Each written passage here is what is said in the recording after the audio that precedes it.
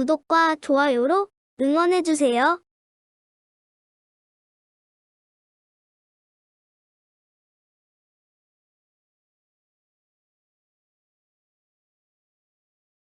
과연 집단 휴진의 책임이 의협 쪽에 있는 것인지 아니면 좀 정부에 있는 것인지 이 부분을 놓고 좀 얘기를 나눠보겠습니다. 소장님 먼저 말씀해 주시죠. 대한의사협회가 이렇게 집단 행동에 나서게 된 것은 일종의 의사 표현인 것이죠. 그러니까 현재까지 지난 120년 동안 의사 파업이 한 300회 정도 국제적으로 일어났는데 선진국에서 주로 일어나는 사건들이고요. 보편적으로 나오는 현상 중에 하나입니다. 하지만 필수 의료는 꼭 지킨다고 저희가 약속드리겠습니다. 그것이 의사 파업의 특징입니다. 예, 정부 입장에서는 좀 강경한 대응을 하고 있는 상황이잖아요. 처한 상황이 있기 때문에요. 정책관님? 저희도 어떤 책임을 따진다는 이런 차원보다는 국민의 진료에 대해서 불편이 야기되고 있는 것에 대해서 사실 아쉽고 안타깝고 또 답답하게 생각합니다. 또 의견이 있을 수 있고 말씀하신 것처럼 표출할 수 있다고 생각합니다만 적어도 그 어떤 국민의 진료나 그 안전에 어려움이 가해져서는 안 된다고 생각을 하고요. 또 저희가 그 모든 가능성을 열고 대화에 나서겠다는 의지를 밝힌 바가 있습니다. 알겠습니다. 좀 더 구체적으로 들어가 보겠습니다. 의협 그리고 전공의협에서 주장하고 있는 부분은 의대 정원을 늘리는 부분에 대해서 일단 정책을 철회하고 이 부분을 원점에서 재논의하고 또 명문화까지 주장을 하고 있거든요. 노사정 합의할 때도 구두로 합의하는 법이 있습니까? 당연히 그것은 명문화된 문서가 있어야 되는 거고요. 존중, 이것이 사실 우리 사회에서 필요한 거 아닙니까? 앞으로 어떻게 하겠다는 보다 더 구체성이 있는 그런 문서를 남겨드리는 것이 그들에게 맞는 예절이 아닌가 싶습니다. 사실은 그간의 여러 대화와 협의를 거쳐서 저희들은 그 스스로의 말과 스스로 남긴 글에 대해서 책임질 준비도 물론 되어 있고요. 전공의들이 주장한 대목에 대해서 저희들 상당 부분 그 경청하고 앞으로 정책으로 나아갈 의지를 갖고 있다는 말씀을 드리겠습니다. 다만 그 정책의 철회의 명문화라고 할 경우에 정책을 추진하는 입장에서는 그 상당한 그 고민과 그런 게 따를 수 있다는 말씀을 드리겠습니다. 하나의 정책이 정책으로 연결어가는 과정에는 물론 여러분들의 의사를 반영해야 하겠습니다만 그에 못지않게 환자라든가 다른 보건 의료인이라든가 그런 분들이 그 바람이 반영이 되어야 한다고 생각을 하고요. 또 여러 절차와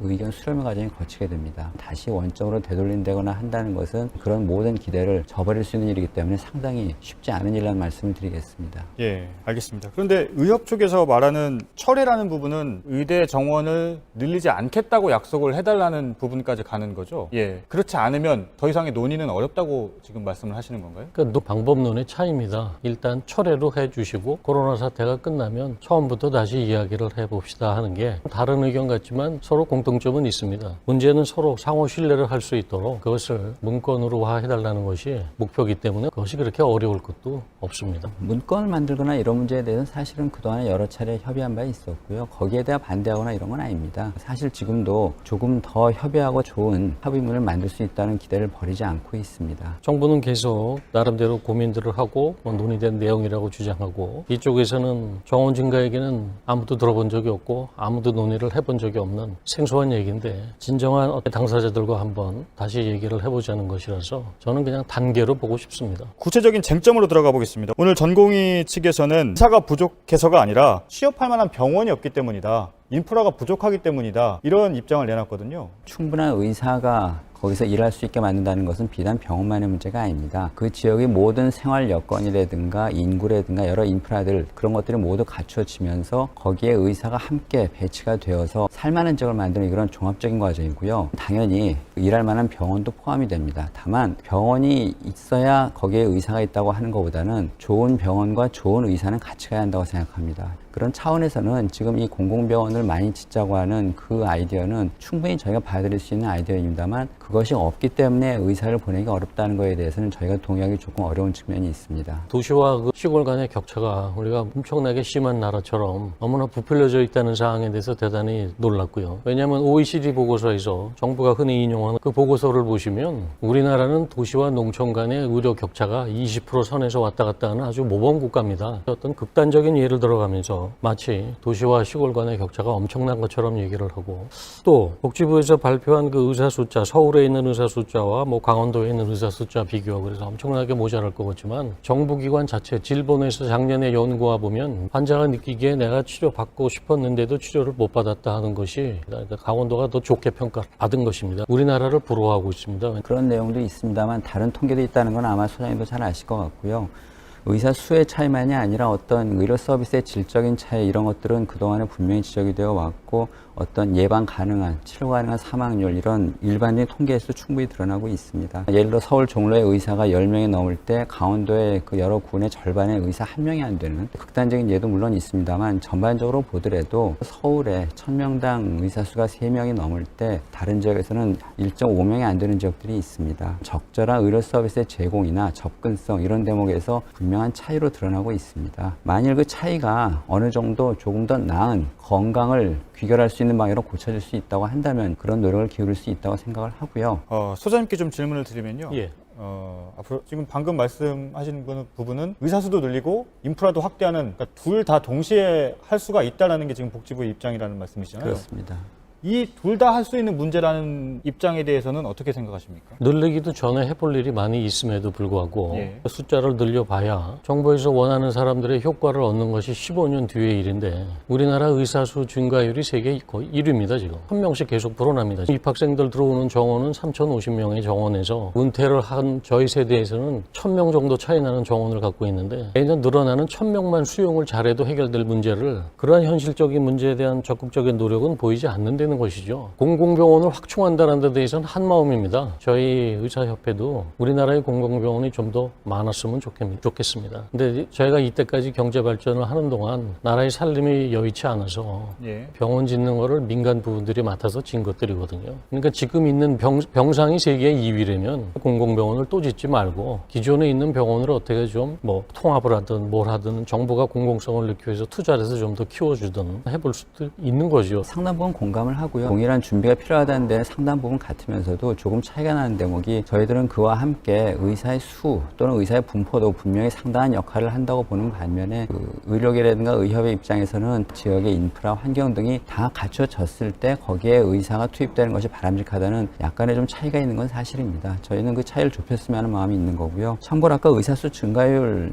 이르라고 얘기해 주셨습니다만 그 과거에 의사수가 우리나라 적었을 때는 상당히 높은 증가율을 이제 부모가 작기 때문에 그런 측면이 있었는데요. 그간 15년간 이제 의사수가 동결을 되면서 부모는 계속 커왔고 그래서 지금은 의사수 증가율이 사실은 OECD 평균에 거의 근접하고 있습니다. 의사수 증가율은 더 이상 우리나라가 1위는 이제는 아니지 않을까 판단하고 있습니다. 예. 오늘 전공의회 측에서 또 내놓은 주장이요. 의사수를 늘려도 지역 간 격차, 이 문제를 해결하려면 결국은 의료 수가를 정상화해야 된다. 기피 전공과 인기 전공 사이 격차를 줄여야 된다. 이런 주장을 했거든요. 이 부분은 역시 또 정책관님께서 입장을 말씀해 주셔야 될 것 같습니다. 네, 지금 현재 수가 수준이 높은지 낮은지에 대해서는 사실은 평가는 갈립니다.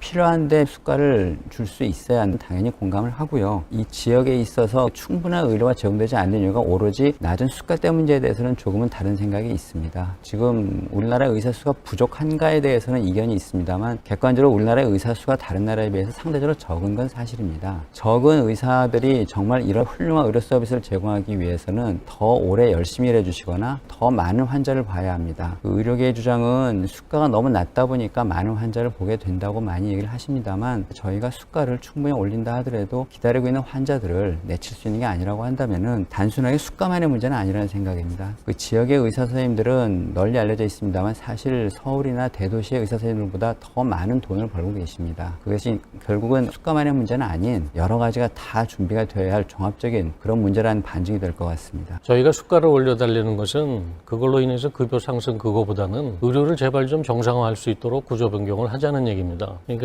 외래비가 너무 낮으면 너무나 쉽게 병원에 접근이 되기 때문에 그 접근을 통해서 자꾸 의료비가 발생해서 그러지 말고 처음에 초진 비용을 많이 올려주면 환자들의 불만인 좀 긴 시간에 설명도 가능하고 설명을 바탕으로 해서 적정한 처치들도 나오기 때문에 오히려 올린 부분만큼 또 절감 효과도 있을 거라고 예상이 되기 때문에 의사들이 일할 때 내가 이렇게 짧은 시간에 많이 보는 게 환자들도 불편할 것 같고 나도 사실은 몸이 힘들고 적정한 환자 수를 보면서 그들의 불만을 좀 덜어드릴 수 있는 게 훨씬 더 의사로서 보람있게 사는 것 같다는 느낌을 하기 때문에 행태를 좀 변화해보자. 그것은 의사 국민 다 같이 지켜주셔야 되고요. 또 우리가 세계에서 수진율이 1위입니다. OECD 평균보다 무려 2.6배를. 그러면 그만큼 우리가 덜 건강한 건가요? 꼭 그렇지도 않습니다. 의사 접근도가 세계 1위이면 뭐 부정하기가 굉장히 힘들고요. 그러니까 의사 수가 적다는 주장을 하려면 실제 현장에서는 어떤 일이 벌어지는 것과 맞아떨어져야 되는데 적다는 주장과 맞아떨어지지 않는 현상들이 너무 많아서 원하면 하루에 전문의 진료를 2인, 3인까지 볼 수 있는 세계 유일의 나라입니다. 그러니까 그것까지 이루어놨는데 보다 더 의사답게 살 수 있도록 구조 변경을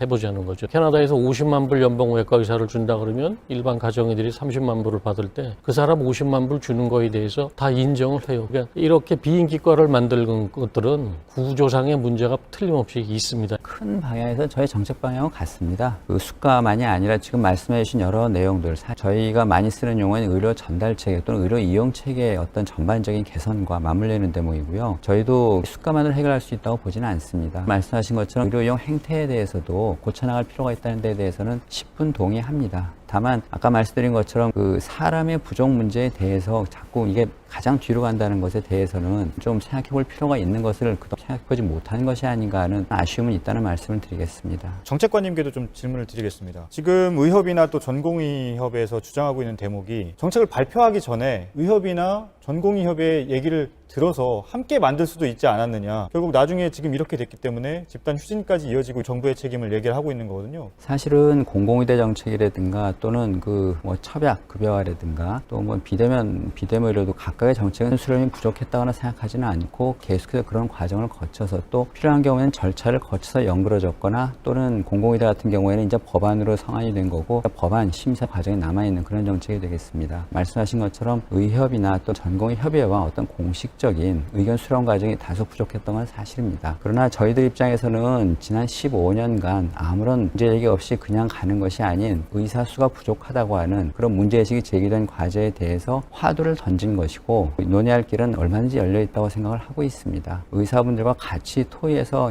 만들어갈 대목들이 많이 들어있고 지금 코로나 상황을 맞이해서 정책의 추진을 잠시 접고 조금 더 이야기할 기회가 필요하다는 데 동의하고 준비를 하고 있는 상황입니다. 정책에 대한 의견 수렴은 나름 열심히 노력하고 있습니다. 많이 해도 지나치지 않을 것 같고요. 열려있다는 말씀을 드리겠습니다. 그래서는 소장님의 반론도 좀 들어보겠습니다. 그 반론이 듣고 싶은 중요한 포인트를 하나 찝어주시죠. 의협의 입장을 들어야 되는 부분에 대해서는 어느 정도는 계속 오래된 문제였기 때문에 의견을 수렴했다라는 말씀을 하셨기 때문에요. 이 부분에 대해서 의협의 입장은 어떻습니까? 정원 증가에 대해서요? 예. 여기서는 아무도 정부 관계자와 얘기를 해본 적이 없고 저는 주로 정원을 늘릴 때 필요한 교육 상태라든가 과연 그 역량이 충분히 그 많은 사람들을 수용할 수 있는가. 선진국에서 의과대학 하나 만드는데 10년간의 논의 끝에 하나가 들어오는데 10년 전에도 그렇고 지금도 그렇고 저는 여기에 관한 이해 당사자 그룹과 어떤 얘기도 있었다는 얘기를 들어보지 못했습니다. 의과대학 연합회라든가 의학교육 학회라든가 의학교육 평가원이라든가 공청회 절차라든가 신중하게 접근해서 해야 될 일인데 총선 이후에 갑자기 튀어나온 정치용 의제가 아니었나 저는 그렇게 생각을 하고 있습니다. 공공의대 역시 지난번 국회에서 2월달 틀림없이 복지위원회에서 논의를 거쳐서 통과가 안 된 안을 압승을 했다는 이유로 다시 6개월 만에 끌고 나와서 재논의도 하기 전에 이미 토지보상 얘기가 들어가고 여러 가지가 얘기가 들리는데 졸속 행정이 아닌가 싶습니다. 거기에 들어갈 몇천억이 있으면 제발 부탁인데 의과대학 교육 질 상승하고 전공의 교육을 좀 현대화시키고 잘 받은 교육을 잘 써먹을 수 있는 의사가 되도록 결국 혜택은 사회가 보는 거기 때문에 부탁을 누누이 드림에도 불구하고 대답은 항상 없었습니다. 소장님께 좀 짧게 질문을 드리고 싶은데요.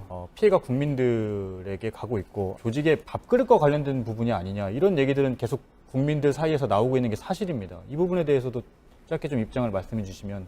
밥그릇을 위해서 싸운다는 것도 어떻게 보면 적절치 않은 게 전공이라든가 의과대 학생이 한참 지금 공부하고 훈련받을 사람들이라서 오히려 그런 데는 정통하지 않은 사람들이고 자기 전생애를 입시에 매달려가지고 대학에 들어온 사람들이라는 사실을 좀 상기해 주십시오. 이 사람들이 그런 밥그릇을 어떤 그런 급여를 요구할 만한 그런 사람들은 아니고 자기들이 받아야 될 좋은 교육 권리 이런 것들을 사회에 요청하고 도와달라고 하는 이야기입니다. 공공성 자꾸 얘기하시는데 교육의 공공성을 문제로 하려면 영국은 1년에 8조를 들여서 의과대학 학생 학비, 전공의의 좋은 교육 이런 것들을 공공이 책임을 지고 키워주는 반면에 여기서는 계속 끊임없는 민간인의 투자, 생산 주체로서 키워주면서 개업할 때 돈까지 들이고 나면 그때부터 컨트롤을 정부에서 하고 마음대로 수가 책정도 하고 사실은 그런 거 아닙니까? 워낙 낮게 돼 있고 여러 가지 정책 이것도 다 만들었으니 따라오시오. 이게 참 서글픈 일이고요. 선진국에서 의대 하나 만드는 거 하려면 굉장한 사회적 합의와 논의, 그 비용 부담은 어떻게 할 것이고 그런 전략들이 따라와야 되는데 너무 아무것도 없이 선거 때 공약에 맞춰서 이것이 나온다는 거죠. 굉장히 경계해야 될 부분입니다. 계속 집단 휴진이 이어지기 때문에 국민들이 상당히 불안해하고 있는 상황인데요. 복지부의 마무리 발언을 좀 들어보겠습니다. 어떻게 풀어나가야 되는지요? 저희가 여러 정책을 준비하는 과정은 있었고 그리고 그 정책을 계속 추진할 의지도 있습니다. 그 사태가 지금 상당히 지금 시급한 상황입니다. 그 의료 현장을 지키고 있어야 할 전공의들이 또 일부 전유미들이 현장을 벗어난다는 것은 결코 바람직하지 않고요. 의료 현장으로 돌아오시고 모든 가능성을 열고 그 절차와 협의를 거쳐서 같이 논의해서 정책을 만들어갔으면 하는 그런 강렬한 바람이 있고 정말 여러 가지 방법을 통해서 거기에 대한 의지를 밝힌 바 있습니다. 보건복지부의 김헌주 보건의료정책관 그리고 대한의사협회의 안덕선 의료정책연구소장이었습니다. 감사합니다.